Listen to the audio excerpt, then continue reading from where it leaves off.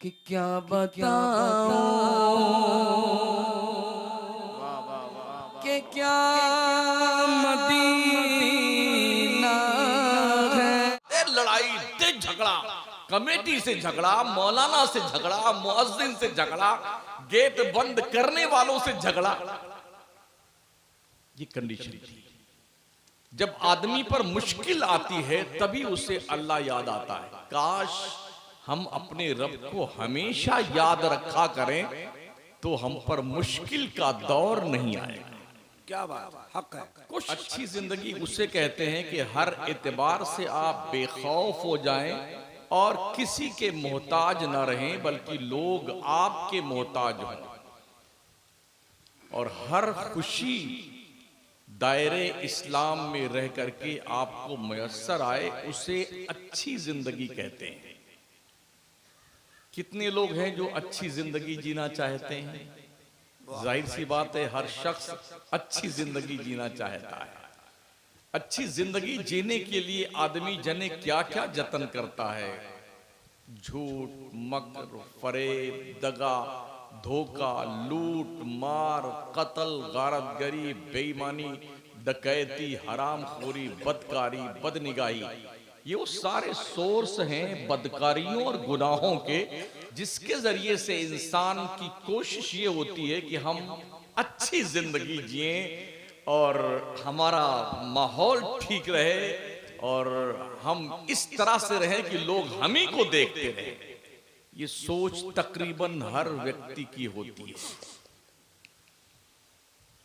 लेकिन अल्लाह ने क्या कहा? जो अच्छे काम करेगा उसी को हम अच्छी जिंदगी जिलाएंगे।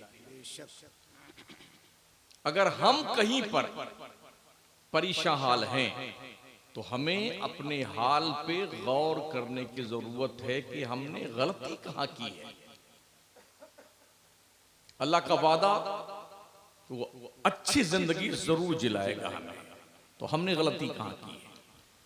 जब हम अपनी गलती को तलाश कर लें कि हमने कहां पर गलती की है, अल्लाह के दरबार में रुजू कर लें, वो इतना करीम है, इतना करीम है कि बंदा बार बार तौबा करता है, अल्लाह बार बार माफ करता है। एक बुजुर्ग फरमाते हैं, मैंने 70 मरतबा तौबा की और 70 मरतबा तोड़ डाली। अल्लाह। और जब 71वें मरतबा मैंने तौबा की तो अल्लाह ने मुझे तौबा पे इस्तिकामत नसीब फरमाया। तो तौबा करने से इंसान को बिदकना नहीं चाहिए, बल्कि जब जब आपको फुर्सत मिले, वक्त निकाल कर आप तौबा जरूर किया करें। बल्कि हर दिन सोने से पहले एक मामूल बना लें अल्लाह के दरबार में तौबा करने का। अगर आपने ये प्लान बना रखा है जब इंतकाल का वक्त करीब आएगा तब तौबा कर लेंगे, तो उसका कुछ पता नहीं कि वो कब करीब आएगा। इसलिए कि हम अब लोगों को अचानक ही ज्यादा मरते हुए देखते हैं। एक मरतबा यूं मुंडी ऐसे झूल गई ना, मतलब गए काम से। अरे अभी तो बिल्कुल ठीक ठाक थे, कहां गए? एक लफ्ज भी बोलने का अल्लाह मौका नहीं देता।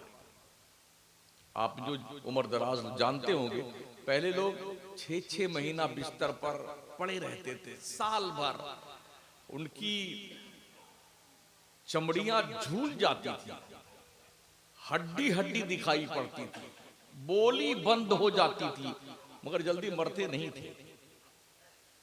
यहां तक कि लोग उनके मरने की दुआ करते थे, अल्लाह जल्दी उठा ले बुड्ढे को, बहुत दिन हो गए, पैसा बहुत बर्बाद हो गया दवा में, या अल्लाह इसकी खिदमत की नहीं जा रही है। यहां तक हमने देखा है। अब कंडीशन यह है, उस वक्त लोग जो साल भर 6 महीना बीमार रहते थे, तो हरदम बीमारी में आदमी अल्लाह ही को याद करता है, नहीं करता है? जब परेशानी आती है तभी बंदा अल्लाह को याद करता है। अभी लॉकडाउन का जो जमाना गुजरा है, उस जमाने में क्या हुआ था? जब 5 आदमियों की ड्यूटी थी, 5 ही आदमी मस्जिद में नमाज पढ़ेंगे, छठवां नहीं आ सकता है, तो लोग जंग करने आते थे। मौलाना से, इमाम साहब से लोग झगड़ा, तुम्हारे बाप की मस्जिद है, हाँ हम नमाज नहीं पढ़ेंगे। और लॉकडाउन खत्म हुआ तो बेचारों का पता नहीं कहां गए वो। जैसे गधे के सर पे सींग नहीं होती रही, ऐसे उनका पता नहीं चला कहां गए।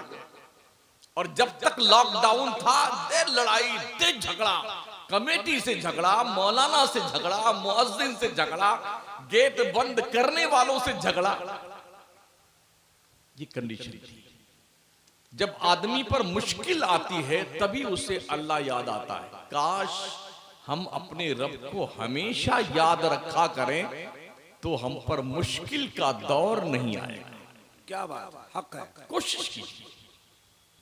तकरीरें समझाने के लिए होती हैं, और आपने महसूस किया होगा मेरी तकारीर में जो वीडियोस वगैरह हैं फेसबुक पे, उसके अलावा भी कई सालों से मैं यहाँ आ रहा हूँ, मैं तकरीर समझाने की कोशिश कर रहा हूँ। बहुत हक है। मुझे ये शौक नहीं कि आप मेरी तकरीर में नारा लगाएं या मैं आपको बोलूं कि हाथ उठाइए, नारा लगाइए, जिंदाबाद कीजिए, बिल्कुल नहीं, कोई शौक नहीं। शौक इतना ही है कि आप मेरी बात गौर से सुन लें। मैं आपके दिल के करीब से होके गुजरने की कोशिश करता हूं, शायद के उतर जाए तेरे दिल में मेरी बात। वाह, हक है, हक है। कोशिश कीजिए अपने रब को मान। वो रूठा हुआ रब है, बहुत जल्दी मान जाता है, हाय हाय हाय, बहुत जल्दी। क्या बात है। हदीस शरीफ में आया है, जब बंदा तौबा करके एक बालिश अपने रब के रहमत की तरफ बढ़ता है तो अल्लाह की रहमत एक हाथ उसकी तरफ आगे बढ़ती है। और जब बंदा एक हाथ अपने रब की रहमत की तरफ आता है तो अल्लाह की रहमत 70 हाथ बढ़ करके उस बंदे का खैर मकदम करती है। अल्लाह से ज्यादा कोई प्यार नहीं करता बंदों से। हक है। जहां मां की ममता भी दम तोड़ जाए और बाप का रिश्ते पितरी भी दम तोड़ जाए, वहां पर भी अल्लाह की रहमत अपने बंदे को सहारा देती है। सुभान अल्लाह, सुभान अल्लाह। तो फिर उस रब की रहमत से प्यार क्यों न किया जाए। जब पहले हम आया करते थे तो बहुत कम नमाजी थे आपकी मस्जिद में, अभी माशाल्लाह कुछ ज्यादा बढ़े हैं। इमाम साहब की मेहनतें हैं और आप लोगों की, कुछ नमाजी बढ़े हैं। अल्लाह करे तादाद और ज्यादा हो जाए। दुनिया तो ऐसे भी आपको मिटाने में लगी हुई है, कम से कम मिटते मिटते अपना नाम तो पैदा कर जाओ। हाय हाय हाय, क्या कहने। हम एक किरदार पेश करते हैं आपके सामने, एक अजीम इंसान का किरदार, जिसने बहुत मुख्तसर सी मुद्दत में करोड़ों इंसानों के दिलों को फतेह कर लिया। उस जात का नाम हजरत मोहम्मद मुस्तफ़ा सल्लल्लाहु ताला अलैहि वसल्लम। क्या ख्याल है आपका? मक्के में हमारे नबी पैदा हुए थे, माहौल क्या था पता आपको? जुआ, सट्टा, शराब, अय्याशी, बेहयाई, बदमाशी, गुंडागर्दी, कत्ल, गारतगरी, ये आम पेशा था मक्का वालों का, पूरे अरबस्तान में। उस माहौल में मेरे नबी पैदा हुए। पैदा होने से पहले बाप का इंतकाल हो गया, पैदा होने के 6 साल के बाद मां का इंतकाल हो गया, फिर दादा का इंतकाल हो गया। एक ऐसा बच्चा जिसको रोकने टोकने वाला कोई ना हो और चारों तरफ से बुराइयों की बौछार हो, क्या उस शख्स को कोई भी गुनाह से रोक सकता है? पूरा मक्का बुराइयों का दलदल था। यहां तक के बाजारे जिना का हाल ये था कि शोरा जिन लड़कियों के साथ रात गुजारते थे, जब मेला लगता था तो शायर स्टेज पे आकर के उसके बेहयाई के किस्से शेर में बयान करता। वो लड़की भी मौजूद होती, माँ भी उसकी होती, भाई भी उसका होता, बाप भी उसका होता।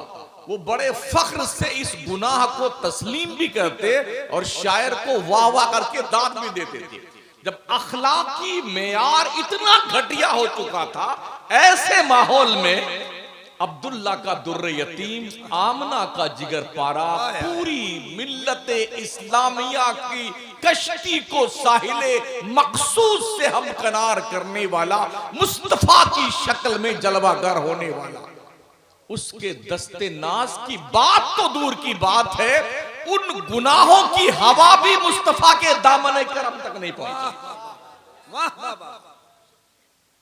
कोई रोकने वाला नहीं था, बाप भी नहीं, मां भी नहीं, दादा भी नहीं, कोई नहीं।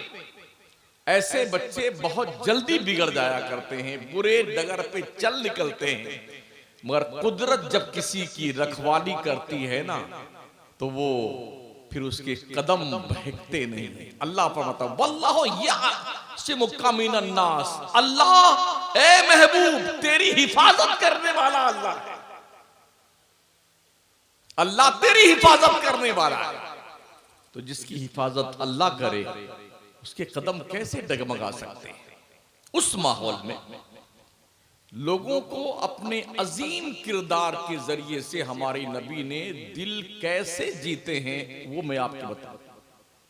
जर्रा जर्रा दुश्मन है, किसी भी तबलीग, किसी भी तहरीक, किसी भी तंजीम को फरोग पाने के लिए पैसों की शदीद जरूरत होती है, अफराद की जरूरत होती है, मगर हमारे नबी ने एक नई सुबह को, इस्लाम की सुबह को दुनिया के सामने पेश किया, जहां पर लोग हजारों बुतों को पूजते थे।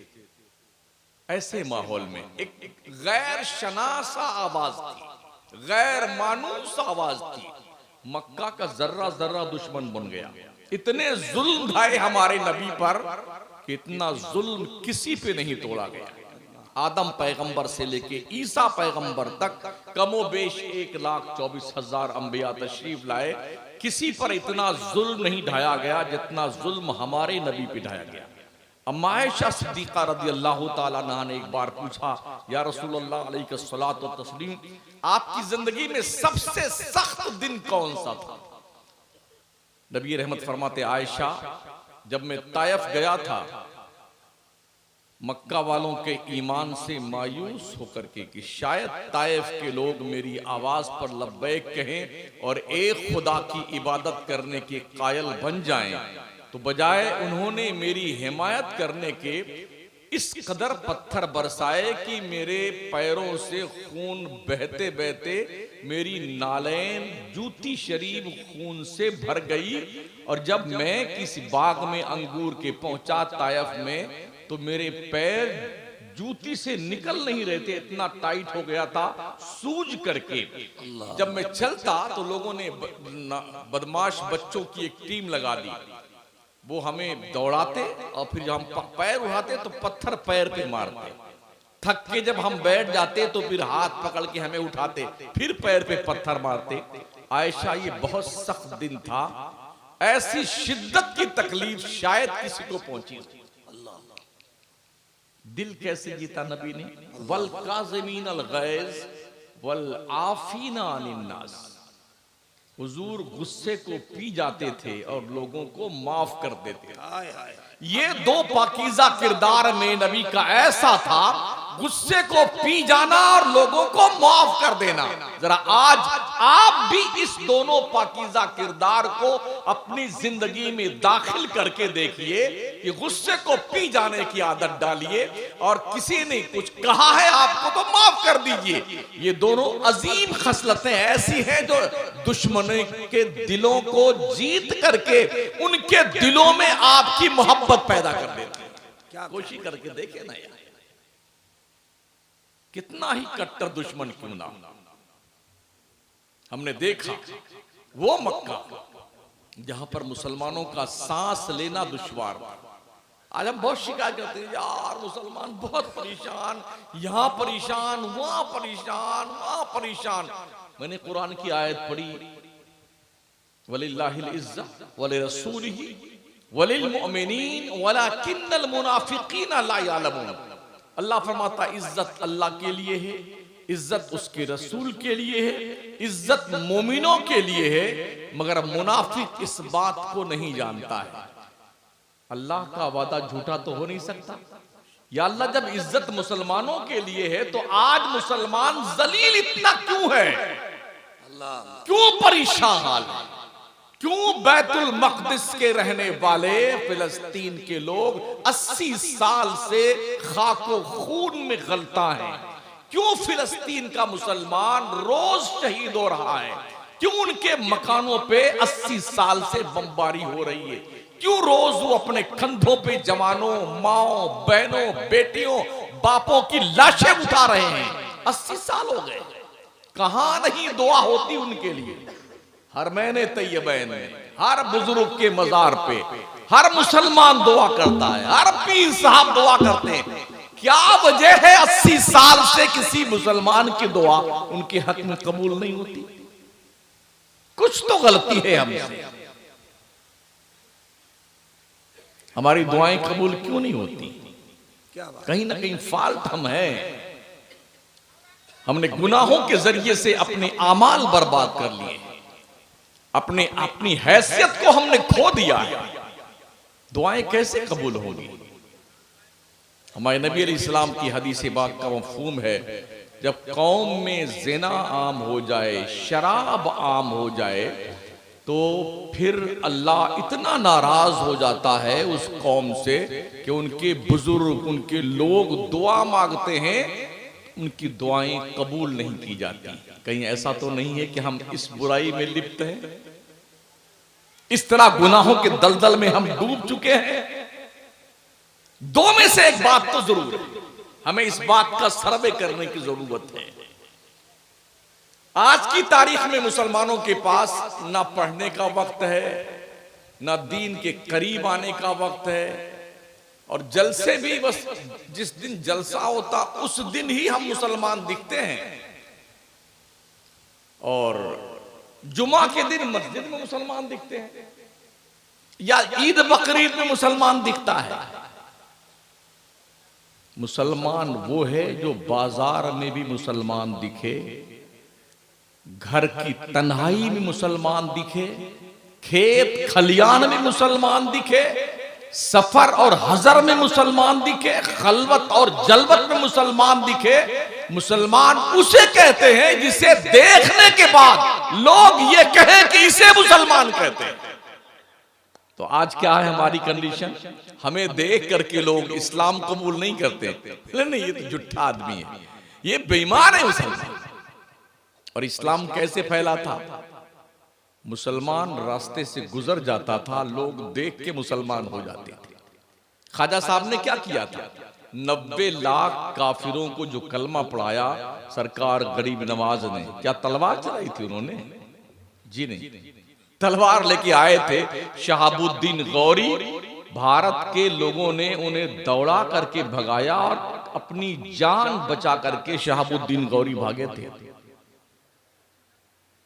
और मेरे गरीब नवाज फौज लेके नहीं आए थे, 40 फकीरों की एक जमात थी आपके साथ। ना झंडा, ना डंडा, ना लाठी, ना तलवार, ना बर्छियां, ना बाले, कुछ नहीं। मुसल्ला था नमाज पढ़ने के लिए, लोटा था वजू करने के लिए, तस्बीह थी अल्लाह के नाम की माला जपने के लिए। बस आए और जहां बैठे ना तो ऐसे बैठे कि 800 साल से ज्यादा का जमाना गुजर गया, उस मोइनुद्दीन चिश्ती के इश्क का चिराग पूरे मुल्क में, हिंदुस्तान में नहीं, अखंड भारत के मुसलमानों के दिलों में जलता है। और इसके अलावा उस ख्वाजा गरीब नवाज को जब कोई देखता था तो चेहरा देखते ही मुसलमान हो जाता था, कलमा पढ़ लेता था। वो कुछ कहते नहीं थे, अल्लाह ने वो चेहरा दिया था, पाकीज़ा चेहरा, इसलिए कि वो संवारे गए थे। ख्वाजा उस्मान हारूनी ने 20 साल तक अपने इस मुरीद की तरबियत की थी। 20 साल तक क्वांटिटी में मुरीद नहीं थे ख्वाजा उस्मान हारूनी के, बहुत कम मुरीद थे। आज तो मुरीद से झोलियां नहीं, शकर का बोरा भरा जा रहा है। इतने मुरीद हमारे, इतने मुरीद हमारे। ख्वाजा उस्मान हारूनी ने एक ही ऐसा ढंग का मुरीद बनाया था जिसे मोइनुद्दीन चिश्ती कहते हैं। पता है आपको? 3 दिन के अंदर ख्वाजा गरीब नवाज जो मामूल बताया था ख्वाजा उस्मान हारूनी ने, उससे पढ़ लिया था तो तीसरे दिन गरीब नवाज को बुलाया ख्वाजा उस्मान हारूनी ने। कहा मोइनुद्दीन, कहा जी सरकार। कहा आसमान की तरफ देखो कहां तक नजर आता है। तो नजर उठाई तो अर्ज करते हैं पीर साहब अल्लाह का अर्श देख रहा हूं। कहा जमीन की तरफ देखो, क्या देख रहे हो? कहा तहतुस सरा तक देख रहा हूं। ख्वाजा उस्मान हारूनी अपनी 2 उंगलियां इस तरह से की। कहा मेरी दोनों उंगलियों के बीच में देखो क्या दिख रहा है? कहा हुजूर 18,000 आलम को मैं देख रहा हूं आपकी दोनों उंगलियों के बीच में। इतना कामिल होने के बाद भी 20 साल तक पीर ने अपने मुरीद की तरबियत की। और जब तरबियत मुकम्मल हुई तो पीर अपने मुरीद को लेकर के काबा शरीफ के पास पहुंचे। ख्वाजा उस्मान हारून ने कहा मोइन चलो अल्लाह के दरबार में चलते हैं, कुछ तेरे लिए मांग लेते हैं। दोनों चले, पहुंचे हतीम काबा में। परनाले रहमत के नीचे पीर और मुरीद दोनों खड़े हो गए। कहा बेटे मैं दुआ करता हूं, तुझे आमीन कहनी है। कहा ठीक हुजूर।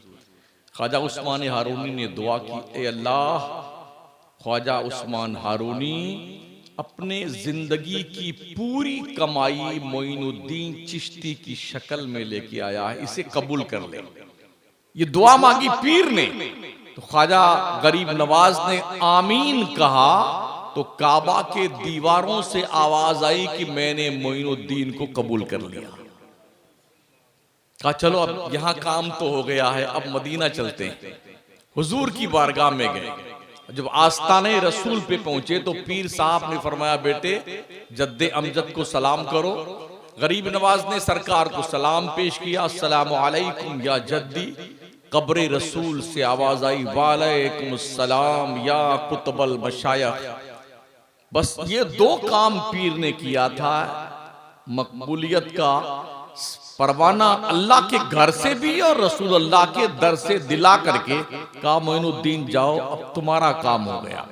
अब वहां से चलने के बाद गरीब नवाज बगदाद शरीफ होते हुए लाहौर दाता साहब के यहाँ होते हुए दिल्ली आए और दिल्ली से अजमेर पहुंचे। फिर पूरी जिंदगी प्यारे ख्वाजा मोइनुद्दीन चिश्ती ने 70 साल अपनी जिंदगी के दिन गुजारे हिंदुस्तान में। 70 साल में इस पीठ को जमीन से सोने के लिए नहीं लगाया है, सोए नहीं। ये दीन की खिदमत थी। और हमारी हालत क्या है? हमारे बच्चे, हमारे घर की औरतें, यहां तक कि बुड्ढे भी पूरी रात मोबाइल चलाएंगे और सुबह 3-4 बजे नींद आती इनको। ये मुशाहदा बता रहा हूं, पूरी रात मोबाइल चलाते हैं। 4, 5, 20, 15 बैठे हुए हुल्लड़बाजी कर। कोई काम तो है नहीं हमारी कौम के लोगों के पास में। दुनिया आपको इस दुनिया से खत्म करने के लिए प्लान कर रही है और आप हैं कि आपको इसका एहसास तक नहीं है कि आप अपना डिफेंस कैसे कर सकते हैं, अपना दिफा कैसे कर सकते हैं। सोएंगे 9 बजे तक, 10 बजे तक, 11 बजे तक। कुछ दोस्तों की सुबह होती है शाम को 4 बजे। क्या उस कौम पर अल्लाह की रहमत बरसेगी? फरिश्ते रोजी लेकर के फजर की नमाज के वक्त आते हैं और आप टन मार के सो रहे होते हैं। कैसे अल्लाह की रहमत आएगी आप? आज तो ये कैफियत है। हमारे बच्चे जो आज हैं, इन तक आप ईमान मुंतकिल कर पाते हैं कि नहीं कर पाते? यही मामला करना पड़ा है। आपके बच्चे आपके सुनते नहीं। बच्चियां छोटी छोटी जो 6-6 महीने की, 1-1 साल की हैं, बच्चे आपके, जब तक वो मोबाइल नहीं देखेंगे रोटी नहीं खाते हैं। मोबाइल दे दीजिए, वो उसको देखते रहेंगे। आप 2 रोटी खिला दीजिए तो खा जाए, 3 रोटी खिला दीजिए खा जाएंगे बच्चे आप। ये जो आदत बिगड़ रही है ना, ये इस बिगड़ी हुई आदत को सुधारने के लिए हमारे पास कोई भी दूसरा ऑप्शन नहीं बचा है। इसलिए कि माओ ने भी ऐसी आदत बिगाड़ी है। जैसे बच्चा रोना शुरू करता है बस झट से मोबाइल खोला और कार्टून लगा के दे दिया। यानी कि साल 1.5 की उम्र में, 2 साल की उम्र में बच्चे बच्चियां वो सब बुरी चीजें जो एक फिंगर प्रिंट के नीचे जहन्नम का शोले जब वाला दहक रहा होता है ना, 2 साल की उम्र में वो सारे जहन्नम के काम बच्चे 2 साल की उम्र में देख लेते हैं। 16, 18, 20 साल के बाद जो चीजें जानने की होती वो बच्चे 2 साल में जान जाते हैं। नंगी तस्वीरें, बेहयाई के मनाजिर, बुराई के मन, ये कौन? और सब लोग क्या बात है, ये बच्चे कहा देखो, ये कंडीशन चल रही है। सेहत भी खराब हो रही है, अमल भी खराब हो रहा है, फसल भी खराब हो रही है, नस्ल भी खराब हो रही है। इस पर कोई ध्यान नहीं हुआ। दुनिया ने भी बाज़ाब्ता ऑनलाइन पढ़ाई का सिस्टम चालू करके, उनके यहां तो बेहयाई कोई मतलब ऐब नहीं है, अय्याशी कोई ऐब नहीं दूसरों के यहां। हमें भी इसी बुरे माहौल में लाकर के लोगों ने ढकेल दिया ऑनलाइन तालीम के नाम पर। ना चाहते हुए भी आपको अपने बच्चों को एंड्रॉइड मोबाइल देना पड़ रहा है। क्या उपाय है आपके पास इस बुराई से बचने का? कोई तरीका आपने इजाद किया है? जी नहीं। तो मैं अर्ज कर रहा था, हमारे पैगंबर सल्लल्लाहु तआला अलैहि वसल्लम ने बहुत मुख्तसर सी मुद्दत में, यानी कि 40 साल की उम्र में नबूवत का ऐलान किया और 63 साल की उम्र में आपका विसाल हो गया। कुल 23 साल के नबूवत के ऐलान के बाद वाली जिंदगी में हमारे पैगंबर ने 1,24,000 दिलों में अपनी गुलामी और वफादारी का चराग जला दिया। वो लोग जो खून के प्यासे थे, वो लोग जिन्होंने हुजूर को मक्का से निकाल दिया था कि मदीने हुजूर चले गए थे, अपना घर बार लोग छोड़ के चले गए थे, ज्यादा दिन नहीं गुजरे थे, बहुत मुख्तसर सी मुद्दत में 12 साल के अंदर अंदर हिजरत फरमाने के कुछ ही साल के बाद जो है हुजूर 12,000 का लश्कर लेके आए थे और पूरे मक्का को फतेह करके इस्लाम का झंडा गाड़ दिया। क्यों? अखलाक बुलंद कीजिए, अपना किरदार बुलंद कीजिए, अपने आप को मनवाइए। मेरे नबी ने 40 साल तक अपने आप को मनवाया।